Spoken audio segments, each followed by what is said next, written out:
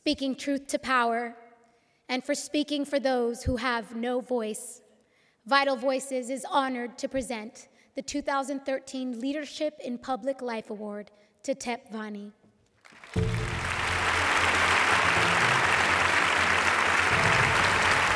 សកម្មជនដីធ្លីនៅបង្កក់គឺអ្នកស្រីទេពវណ្ណីបានទទួលពានរង្វាន់ភាពជាអ្នកដឹកនាំដ៏ល្បីល្បាញក្នុងរដ្ឋធានី Washington កាលពីថ្ងៃអង្គារទី 2 ខែមេសាឆ្នាំ 2013 នៅឯមជ្ឈមណ្ឌល Kennedy Center អ្នកស្រីទេពវណ្ណីបានបដិញ្ញាថានឹងបន្តតតាំងប្រឆាំងទៅនឹងការបណ្តេញចេញដោយបង្ខំនៅបង្កក់និងកន្លែងផ្សេងៗទៀត Good evening everybody. Our government is like the Khmer regime, but they don't kill with the weapon, they kill with the corruption.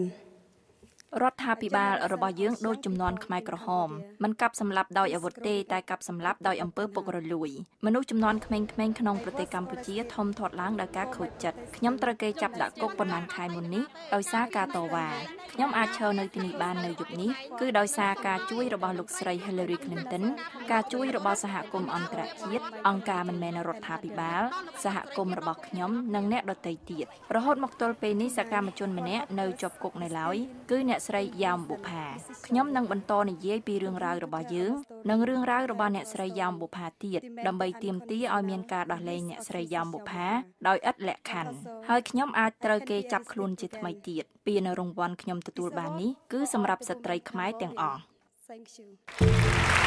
ពានរង្វាន់នេះត្រូវប្រគល់ជូនទន្ទឹមគ្នានឹងការផ្តល់រង្វាន់ជូនដល់ក្រុមបេក្ខជនដែលឈ្នះរង្វាន់មកពីប្រទេស6ផ្សេងទៀតដែលទទួលបានការកោតសរសើរស្ញប់ស្ញែងចំពោះកិច្ចការងារការពារសិទ្ធិមនុស្សសិទ្ធិស្ត្រីនិងបញ្ហាផ្សេងៗទៀតរបស់ពួកគេ Wonderful occasion every year. It's the 12th such gala event for Vital Voices. លោកស្រី Hillary Clinton អតីតរដ្ឋមន្ត្រីការបរទេសសហរដ្ឋអាមេរិកនិងលោកអនុប្រធានាធិបតីសហរដ្ឋអាមេរិក Joe Biden បានចូលរួមផ្ដល់កិត្តិយសនៅក្នុងកម្មវិធីផ្ដល់រង្វាន់ដ៏ឆ្នើមទាំងអស់នោះដែរ So I'm particularly pleased that ដូច្នេះខ្ញុំមានសេចក្តីរីករាយជាពិសេសណាស់ដែលយើងមកទីនេះនៅឯអង្គការ Vital Voices ដើម្បីទទួលស្គាល់កិច្ចប្រឹងប្រែងរបស់ជ័យលាភីទាំងនេះហើយខ្ញុំពិតជាសប្បាយរីករាយយ៉ាងខ្លាំងដែលលោកអនុប្រធានាធិបតីសហរដ្ឋអាមេរិក Joe Biden បានចូលរួមជាមួយយើងនៅរាត្រីនេះ This is the power of Vital Voices. We don't build anything, we don't give anything away. We find extraordinary women leaders and we do everything we can to maximize their impact, to extend their reach, and to make the world a safer place, not just for women, for everyone. អ្នកស្រីទេពវណ្ណីដែលជាប់គុកនិងប្រឈមមុខនឹងការបង្ក្រាបដោយអំពើហិង្សាពីអាជ្ញាធរជាច្រើនលើកបានទទួលរង្វាន់ Leadership for Public Life Award ពីអង្គការ Vital Voice ដែលបង្កើតឡើងដោយលោកស្រី Hillary Clinton កាលពីឆ្នាំ 1997 អ្នកស្រីទេពវណ្ណីតវ៉ាសុំឲ្យមានការដោះលែងអ្នកស្រីយ៉ោមបុផាជាសកម្មជនបង្កក់ម្នាក់ទៀតដែលកំពុងជាប់ឃុំឃាំងនិងសុំឲ្យរដ្ឋាភិបាលកម្ពុជារបស់លោកនាយករដ្ឋមន្ត្រីហ៊ុនសែនដោះស្រាយបញ្ហាដីធ្លីដែលអូសបន្លាយពេល7ឆ្នាំមកហើយនេះនៅក្នុងកិច្ចសម្ភាសជាមួយ VOA ក្រោយពីទទួលបានពានរង្វាន់អ្នកស្រីទេពវណ្ណីបានថ្លែងថាពាននេះគឺជាសារមួយដែលមានសារៈសំខាន់បំផុតសម្រាប់ដាស់តឿនទៅដល់រដ្ឋាភិបាលខ្ញុំឲ្យគាត់គិតគូរទៅដល់ប្រជាពលរដ្ឋរបស់គាត់និងដោះស្រាយជូនប្រជាពលរដ្ឋរបស់គាត់ដើម្បីបញ្ឈប់នៅការបដិញ្ញចេញដោយបង្ខំនិងការប្រើប្រាស់ដោយអំពើហិង្សានិងប្រើប្រាស់ប្រព័ន្ធតុលាការធ្វើបាបប្រជាពលរដ្ឋតទៅទៀតអ្នកស្រីអះអាងថាក្រោយបញ្ចប់ទស្សនកិច្ច2សប្តាហ៍ក្នុងសហរដ្ឋអាមេរិកអ្នកស្រីនឹងវិលត្រឡប់ទៅកាន់ប្រទេសកម្ពុជាវិញដើម្បីធ្វើការតវ៉ាថែមទៀតជួយដល់ពលរដ្ឋ61គ្រួសារដែលគេមិនព្រមដោះស្រាយជូនផងហើយនឹងដើម្បីជួយតវ៉ាទៅដល់ជនរងគ្រោះដែលមានបញ្ហារំលោភបំពានដីធ្លីនៅកន្លែងផ្សេងៗទៀតដែរអ្នកស្រីទេពវណ្ណីបានបញ្ជាក់ទៀតថាការបណ្តេញចេញដោយបង្ខំការអភិវឌ្ឍដោយគ្មានតម្លាភាពត្រូវតែបញ្ឈប់បើពុំដូច្នោះទេអ្នកស្រីបានបញ្ជាក់ថាវានឹងជាការបំផ្លាញអនាគតសុភមង្គលដល់ពលរដ្ឋធ្វើឲ្យពលរដ្ឋបាត់បង់នៅសុខភាពរបស់ពួកគាត់ប៉ះពាល់ដល់អារម្មណ៍ផ្លូវចិត្តបាត់បង់មុខរបរបាត់បង់តួនាទីជាស្ត្រីមេផ្ទះហើយជាមេដាទៀតផងចាវាប៉ះពាល់គ្រប់សពបែបយ៉ាងហើយធ្វើឲ្យជីវភាពគាត់កាន់តែធ្លាក់ដុនដាបទៅហើយមិនដឹងថាយើងអាចរស់បានដល់ថ្ងៃណាចាហើយខ្ញុំសង្ឃឹមថារដ្ឋាភិបាលកម្ពុជាគាត់ គាត់ជានាយករដ្ឋមន្ត្រីនៃប្រទេសកម្ពុជាគាត់គឺជាឈាមខ្មែរពួកខ្ញុំក៏ជាប្រជាពលរដ្ឋខ្មែរដែរអញ្ចឹងពួកខ្ញុំត្រូវការឲ្យនាយករដ្ឋមន្ត្រីរបស់ពួកខ្ញុំផ្ដល់នូវភាពកក់ក្ដៅដល់ពួកខ្ញុំឲ្យស័ក្តិសមជានាយករដ្ឋមន្ត្រីរបស់ពួកខ្ញុំដើម្បី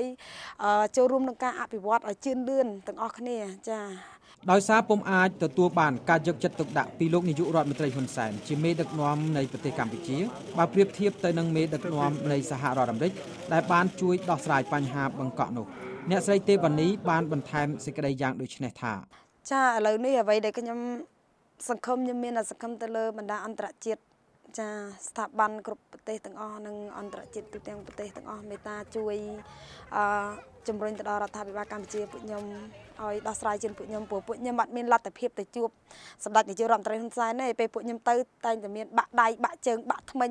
អ្នកស្រីទេវណ្ណីបានថ្លែងយ៉ាងដូចនេះដោយយោងថាអ្នកស្រីមានក្តីរំភើបរីករាយនៅពេលដែលបានជួបជាមួយនឹងមេដឹកនាំកម្ពុជារបស់សហរដ្ឋអាមេរិកហើយពួកគាត់មានការយកចិត្តទុកដាក់ស្ដាប់បញ្ហារបស់កម្ពុជាជនរងគ្រោះកម្ពុជាដែលអ្នកស្រីអះអាងថាជាការចម្លែកដែលមេដឹកនាំកម្ពុជាខ្លួនឯងមិនបានយកចិត្តទុកដាក់លើបញ្ហាប្រជាពលរដ្ឋរបស់ខ្លួនខ្ញុំគិតថាបើសិនជាគាត់ស្អប់ប្រជាពលរដ្ឋខ្លួនឯងចាត់ទុកប្រជាពលរដ្ឋខ្លួនជាសត្រូវគាត់មិនអាចធ្វើជានាយករដ្ឋមន្ត្រីបានទៀតទេចាហើយខ្ញុំចង់ប្រាប់ថាពួកខ្ញុំគឺជាមនុស្សមិនមែនជាមនុស្សយន្តទេគឺជាមនុស្សដែលមានបេះដូងមានសាច់មានឈាមពួកខ្ញុំត្រូវការមានអនាគតពួកខ្ញុំត្រូវការរស់នៅដោយមានភាពថ្លៃថ្នូរពួកខ្ញុំត្រូវការសុភមង្គលដូចជាពួកគាត់អញ្ចឹងរដ្ឋាភិបាលកម្ពុជាបានចុះកិច្ចសន្យាមួយកាលពីឆ្នាំ2007ដើម្បីផ្ដល់ដីតំបន់បង្កក់ជាង133ហិកតាដល់ក្រុមហ៊ុនឯកជនមួយដែលជាសមាជិកគណៈបកគ្រប់គ្រងប្រទេសដើម្បីអភិវឌ្ឍអ្នកភូមិបង្កក់ជាង 4000 គ្រួសារត្រូវបណ្តេញចេញដោយបង្ខំខ្ញុំសុកខេមរានៃ VOA រាយការណ៍ពីរដ្ឋធានី Washington